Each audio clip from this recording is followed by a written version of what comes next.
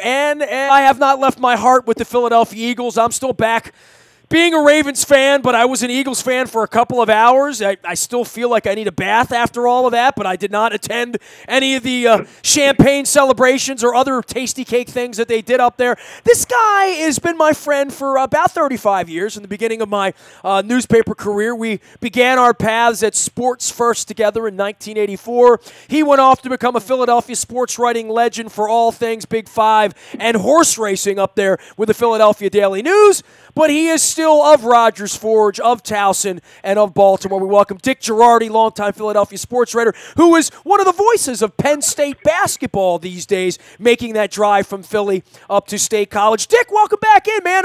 I'm just calling because, you're the Baltimorean trapped up there. Did you ever, become an Eagles fan, or is that sort of not the thing to say to a sage, veteran, grizzled sports writer like yourself at this point? Yeah, I was more of a fan because I have a lot of friends that are lifelong fans, so I was kind of rooting for the team for that standpoint, and obviously our kids were raised up here, so they follow the Eagles. But yeah, the only thing I root for, Nestor, is a horse I bet on. That's it, man. Well, I hear that, and for your kids, they grew up into them. Sure. From the excitement level, we've had two of these here, right? So two different generations. Three if we go back to you in Super Bowl 3 and 5 and all that you remember. 3 not being a good memory for you, but 5 being pretty good because you're a little older than me. But winning a championship, what it does to a community. Dick, 4th and 12 went over our heads here. We didn't even make the playoffs. The Ravens are sending these season ticket books out. Everyone here is pissed about the knee and the upper deck's empty and all of that. Meanwhile, the Eagles did everything right this year and did it with a backup quarterback. It really, as a guy who wrote a book on the Ravens championships, both of them, it's a great story behind this for any writer, and whether it's Peterson or whether it's Jeff Lurie and what he's been through and throwing Chip out of there and Nick Foles coming into the rescue, there's a lot of great stories in that Eagles locker room, man. Yeah, it's really a can't miss. Look, it was kind of a disaster when they fired Chip Kelly. It was heading south fast. They bring back Roseman. The first move they all make is they all decide they're going to hire Doug Peterson, and Doug Peterson decides they want Carson Wentz. And from that point on, it's just been a trajectory straight up. And I thought they'd be good this year. I really did, because I liked their team last year. I love the way Peterson coached. I didn't see a Super Bowl coming, but you could see it maybe halfway through the season. They were just starting to kill people. But the fact that they got there with the backup quarterback, a coach that the Eagles were the only team in the league even interviewed, had the best left tackle and one of the best left tackles in pro football history, gets hurt midway through the season. Their middle linebacker's out. So all that, and they kind of rebroke. It was almost like a horse racing term. They had peaked, I don't know, maybe mid-November. Then Wentz gets hurt, and then they look horrible at the end of the regular season, and then they were amazing in the Super Bowl. They had to outscore the Patriots, and they did it. They were the best team in football all year long, and they were the best team in the playoffs. They deserved the win, and they did. Well, backup quarterback, right? We go back to Hostetler, we go back to Earl Morrall and Johnny U in your case, but yep. Foles, for me, I was just shocked how well he threw the ball. And I have, look, we talk about all this. 2 weeks from now, I'm going to be sitting out in Indianapolis, freezing my ass off with Luke, broadcasting from the Combine. And it's going to be the underwear Olympics. It's going to be size and arm and Kyle Bowler throwing the ball from his knee through the uprights and all of that nonsense. It really is, at heart, a game of accuracy for the quarterback. Decision-making, reading defense, all those things that Brady does so well. We talk about all that and the game plan and strategy and, blocking for the quarterback and can the guy catch the ball and all that. Can you throw the ball where you want to throw the ball all the time? And, that's something that maybe Flacco struggles with that a little bit at this point, but certainly watching Blake Bortles run around where he has no idea where the ball's going, I think that Nick Foles, I hadn't seen enough of him, and it's been 5 years since any of us seen him play, and I know he did well in Chip's offense, and that was a different kind of thing for him a number of years ago when he went to a Pro Bowl, but I was just blown away by how accurate he was. What a good thrower he is. Yeah, it was interesting. He always has been that. He was a third-round draft choice out of Arizona. He was a very highly recruited quarterback out of high school in Texas, where obviously they play some serious high school football. So it's not like, and he's also, not many people know this, he's a tremendous basketball player. Could have been a Division I player. He was that good. That's why nobody around here was surprised he caught that pass for the touchdown at the end of the first half. But I think what happened was you start to get pigeonholed because of the fact that he didn't do well in St. Louis, and then he was a backup, and then he was a backup again for the Eagles. But the coaching, they had about really a good month to get him ready for the playoffs when you think about when Wentz got hurt. And they took their time, and he looked not so good in some of the regular season games. It really didn't matter anyway. And people got crazy because that's what people do. I kind of looked at it as, look, they're experimenting. It's almost like an exhibition game. Wait for the real games. You know the guy has had success in the past. And they coached him perfectly because they coached right to his strengths. And they didn't, the best part I liked about it, Nestor, was they did not at any time dumb down the offense. In fact, they went for all the things that they'd gone for all season long. And you had to, certainly against New England. You weren't going to win that game by playing conservative. You had to go for it. So, yeah, I can't say I was totally shocked by Foles because we'd seen it before. But, yeah, a little bit. Yeah, I mean, the guy, he wasn't just good in the playoffs. He was great. Dick Jerardi has been my friend for 35 years. He's been writing about sports up in Philadelphia, the Philadelphia Daily News forever, mainly horse racing and college basketball. And you can, we'll talk some Penn State and we'll talk some Big Ten and all that stuff in a couple of minutes. But I'm trying to get to the heart of this whole Philly thing. So give me your pathway on this as sort of a dragged into this Baltimorean Philadelphia thing where children, neighbors, coworkers, everyone around you is bleeding the Eagles thing. And they have been such a disappointing franchise since you got there, right? I mean, back when you were up there in the late 80s, I was a season ticket holder with Buddy Ryan and Gang Green and Randall Cunningham. I always kid Baldy about him running around and Vi Sikahema and those guys back in that day. There's been 3 different eras with that and the McNabb era. I don't know that anybody really believed Chip Kelly was going to win a Super Bowl. Then there's this thing that really feels like it's at the beginning, right? I mean, they didn't even win this thing with their Wonder Boy, right? And the Prince up there, Carson Wentz. They're coming into something where I think expectations are going to raise now. But that was a good time for Philadelphia last week. I hope no one got killed. I didn't read the news on that, but they were Criscoing up the polls and all that. But from a celebration standpoint and what it does for a community, it must mean a lot to your kids and your family for, like, to our point, to be sort of negative sports writer types, right? Yeah, it did. The best comparison I can give people in Baltimore, and look, I grew up in the 50s and 60s, and I'll tell you a story, Nestor. You're not old enough to remember this. Well, that's why I put you on, because you have stories to tell, Dick. That's why I love having you on the show. I have a pretty good memory of the 58 championship game. I watched it in my living room. How old were you? In my village. 8, 9, okay. 7. I don't. What year were you born? I can do the math. Yeah, well, I got to look at my driver's license. Okay, that's fine. I'm trying to forget certain. You were old enough to remember it. Period. That's all we need to know. Oh, no. I definitely remember it. And what I remember specifically is I had 3 older brothers, 2 of whom and a couple of their friends took me, and we drove down to what was then called Friendship Airport and parked on the median strip, of what's now the Baltimore Washington Expressway or whatever they're calling it these days. And walked a couple of miles to the airport to see the bus, to see the plane come in, and then the Colts get on the bus coming from New York. And I remember that vividly. And then that night, we went over to Memorial Stadium, and my brother stole a ticket machine, or what it wasn't a machine. It was just a big barrel that you threw the tickets in from the last regular season game, which that year happened to be against the 49ers, because we had the tickets in our house for years and years. Here's the analogy I would give people. If people can remember what that felt like in Baltimore, that's what this felt like in Philadelphia for the Eagles. The first time. It's the first. And I would say the same thing back in 2001, Dick. I mean, we didn't have a team here for 12 years. I'm sure you're keenly aware of that. As one of the reasons you weren't here anymore. We didn't have sports to talk about. And when you get a team back, that 01 thing came out of the blue. We didn't have a quarterback. Defense played lights out. It's Billick's second year. Ray's in his prime. Ray was in handcuffs a year before. Now Ray's going to the Hall of Fame. We're running a bus out to Canton. The first time is so magical. I mean, I couldn't believe we had a team, let alone that we're parading the trophy up and down Pratt Street. But for Philadelphia, I think all of the years, going back to anybody that might remember 1960 and Bednarik and all that stuff, it almost didn't even feel possible if you're an Eagles fan, right? It's like being a Browns fan. Like, we're not really allowed to win. We don't really play. It's kind of like being an Orioles fan. We're never really going to win. Not as this clown owns. that's exactly what the feeling was like up here. Now, in Baltimore, it was new because the Colts hadn't been there very long, and the Colts were, again, I don't have to tell anybody who grew up there, but the Colts were as big as anything has ever been in the history of sports in Baltimore. You know that. And it was a religion. And the same thing with the Eagles, and it's been that way forever, but the people were very fatalistic because they just could never win. And then this came, as you said, out of completely nowhere. Nobody was expecting it.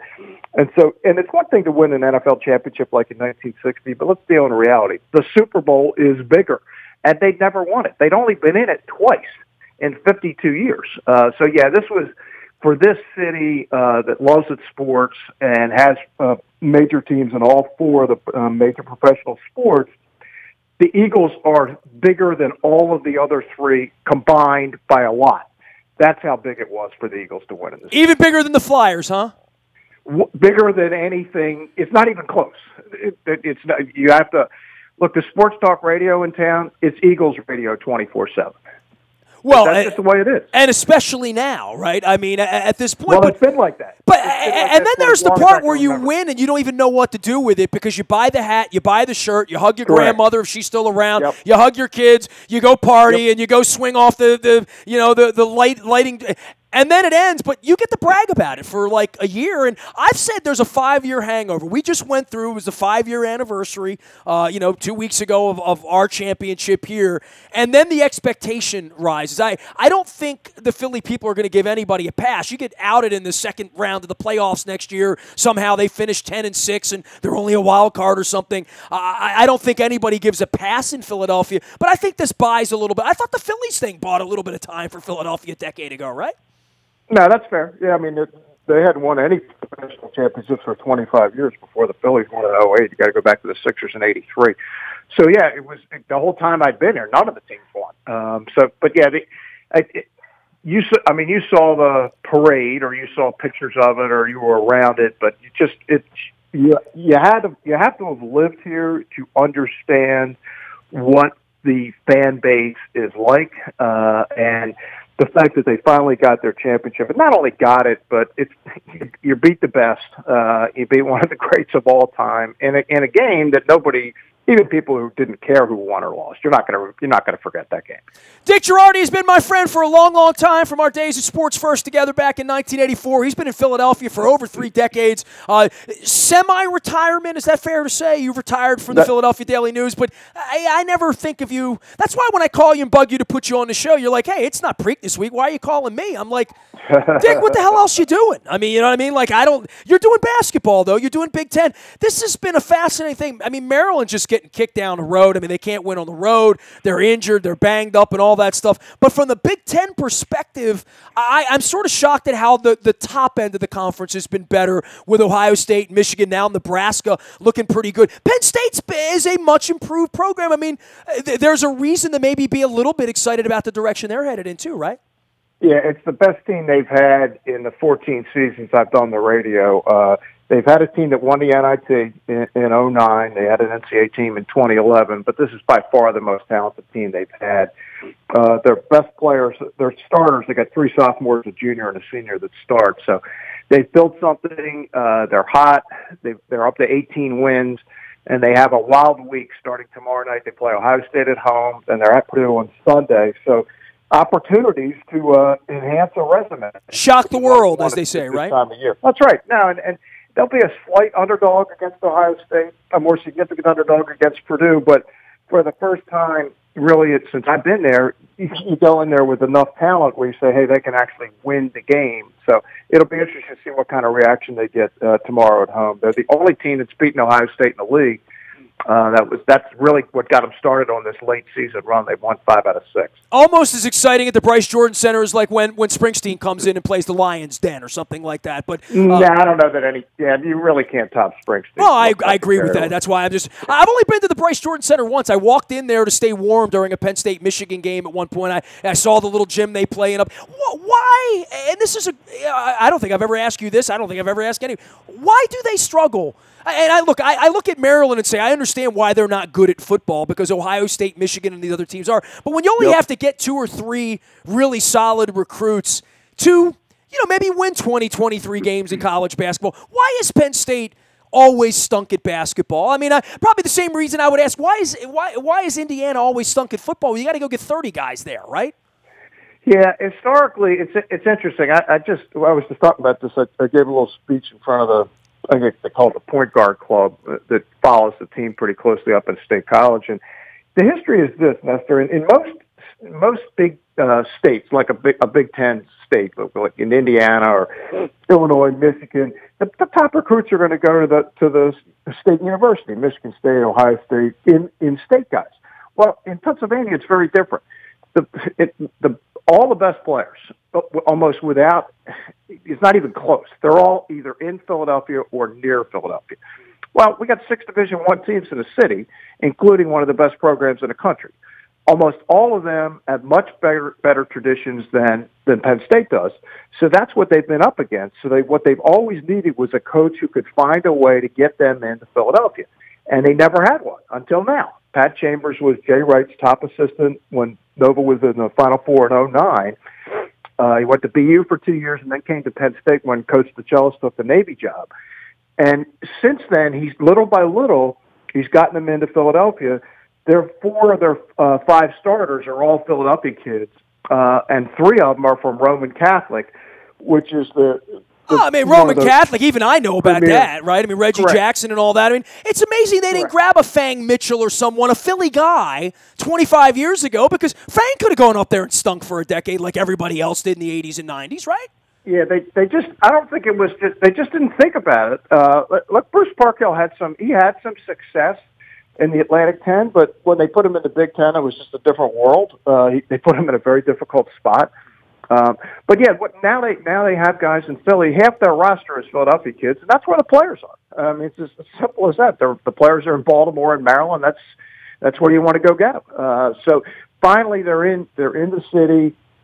Some of their best players are Philadelphia kids. They actually have NBA prospects for the first time like ever.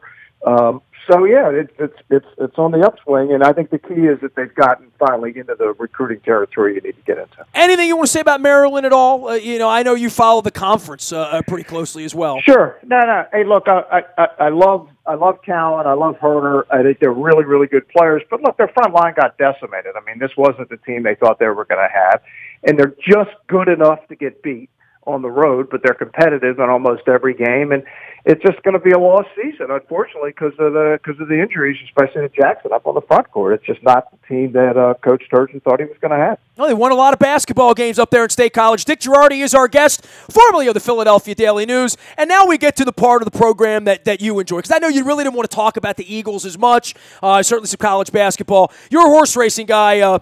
You got a horse for me, here? I know you'll be down here for the Preakness and the Derby and the Belmont. That's your thing. It's always been your thing. And by the way, Maryland Jockey Club is signed on. We're going to have the entries in our morning newspaper every day, all brought to you by Planet Fitness, as well as out on our website. They are racing down at Laurel. So, little horse is a horse, of course. But, when Baffert's not here, I feel like we're missing out, right? In that era of the Lucas and the Zito and the Baffert. The jockeys and the trainers are the only ones that talk. They're the only ones that can sell the game. American Pharoah was a nice story, but he still didn't talk either. In talking the game up and getting ready for the Triple Crown season, what's the news in the horse racing circuit right now? Who are we looking at? Well, I mean, yeah, Baffert didn't have a horse in any of the Triple Crown races last year, so certainly he was missed. He ended up having the best 3-year-old, a horse called West Coast, who won the Pennsylvania Derby. He was just a late developer. Well, he's got a lot of live 3-year-olds this year, including a horse named McKenzie. He's probably going to be his best Derby chance. He'll probably run once or twice more. He's undefeated so far. That's a horse to keep your eye on. Good Magic, who's the best 2-year-old in the East last year, won the Breeders' Cup. He'll start for Chad Brown shortly. Chad won the Preakness last year for the first time. He's been the top trainer in the country the last 2 years. So he's going to be a name everybody in Baltimore is going to get more familiar with as we go on. And another horse called Bolt Doro, who's out on the West Coast. He has not started yet this year. He had a little bit of a physical setback. Those are probably the 3 big names at this point. But, yeah, lots still to be settled, and a couple of the really big-name horses haven't run yet in 2018, but they'll be coming out soon. Dick, always appreciate our conversations and you taking some time to chat with us now that you're in your rocking chair off in retirement. Do you own any Eagles World Championship swag? Your kids get you a hat or a shirt or a sweatshirt or anything yet? I do not own any swag at all. I have the tape of the game. That's all I have. Okay, I was just wondering. I figured you maybe have an Eagles flag hanging out in front of your place up there, something like that. Not a big swag guy.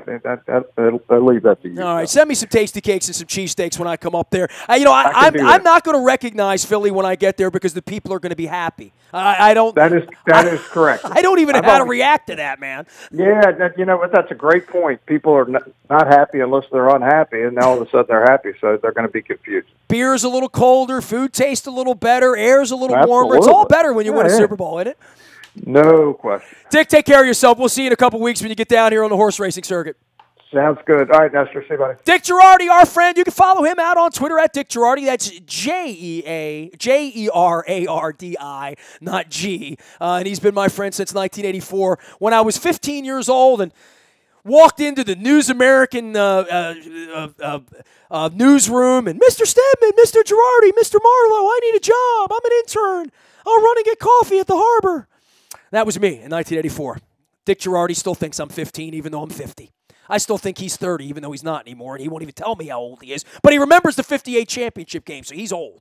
I'm out in the BuyAToyota.com audio vault 24 hours a day from anywhere in the world on your mobile device by downloading the TuneIn Radio app. We do come in crystal clear from anywhere in the world. The morning newspaper ships to your email inbox at 7 a.m. It's going to have those Maryland Jockey Club and Laurel and Pimlico and Timonium. Anywhere else they're going to race, we're going to have those entries in there for you all year long as well. If you're among those like Dick that likes the ponies, disco on that. We're going to be spending some time out at the track this year. We're excited about that. Appreciate Bob Loeffler and the folks at the Maryland Jockey Club for partnering with us this year. We're grateful. Also, Howard Bank with us partnering for all of our community reports that are going to begin on Thursdays. As you know, I've made an announcement that I'm going to be slipping outside the realm of sports moving forward for my own sanity, as well as for some fun. Rob Halford from Judas Priest will be our guest next week. He is going to kick off the beginning of my new journey as sports and other stuff. Nasty at WNST.net finds me. I'm on Facebook, Twitter, LinkedIn, Snapchat, Instagram, streaming live on our Facebook, as well as our YouTube WNSTV channel. I'm Nestor. We are WNST.net, AM 1570 at WNST Towson, Baltimore, and we never stop talking Baltimore sports.